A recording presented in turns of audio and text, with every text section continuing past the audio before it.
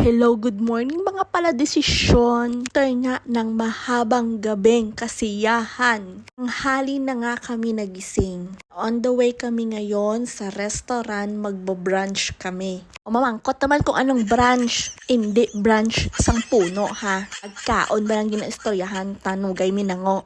O sa wala kabalo, ang brunch ay breakfast and lunch. Intindi na ang tanan. Ngayong araw nga ay sobrang ganda ng panahon. Past few weeks nga ay masyadong malamig dito sa Israel. Laging umuulan at makulimlim ang panahon. Yun lang talaga umaraw ng maganda. Dahil nga siguro ay nag-ceasefire na ang Israel at Lebanon.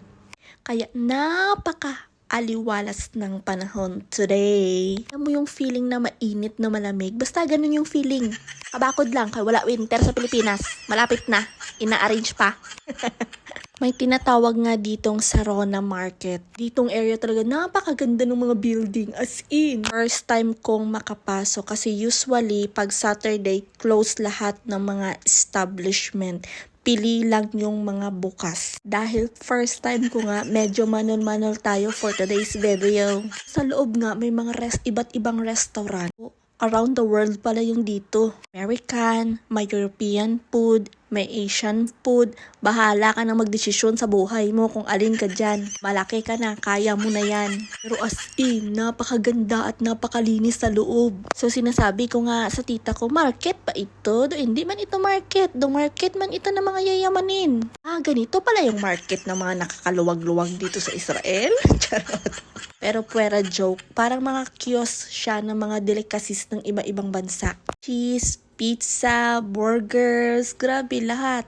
Mga tacos, shawarma, ganun. Kasi mangita ka disang paksiw nga isda ha, kay ginhambal ko Asian, kugon, takakaron, panilagan. Yan, food man na daho.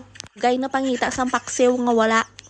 Ito ay hindi ko alam ang pangalan pero alam ko delicacy sweet yan ng mga Arab. At lumabas na nga kami kasi magbabrunch kami dito sa restaurant na alam ng tita ko.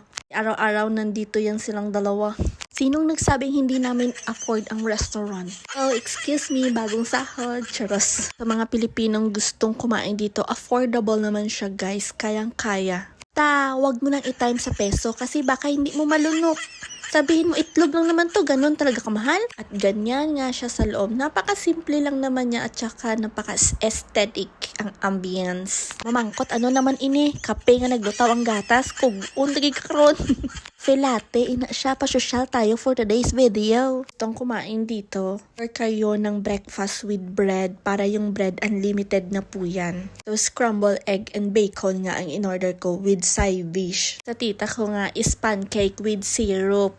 Cute-cute nga at saka mukhang masarap talaga siya. Sa isa ko ngang tita ay veggie salad yung in-order niya. So after nga namin kumain ay nagdakad-dakad kami dito sa labas.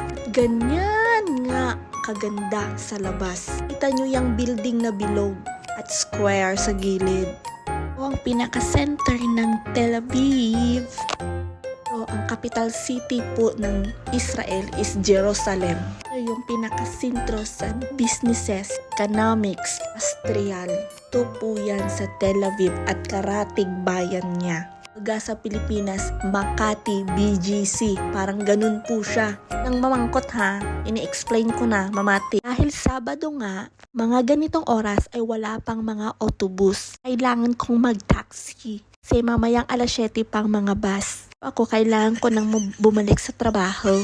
Pa naman tayo mayaman. Feeling mayaman pa lang tayo. At ang driver ko nga dito ay isang Arab. Nibida niya nga sa akin na nabubuksan yung bubong ng sasakyan niya. Kasi sinabi ko, napakaganda ng sasakyan mo. And I was surprised, marunong siyang magtagalog. Dakilang chismosa tayo, makichismis tayo sa kanya. Sabi niya may girlfriend daw siyang Filipina. She really like it, the girlfriend. Sino ka man ate? Ikaw na. Sa'yo na ang corona. Ang ganda mo.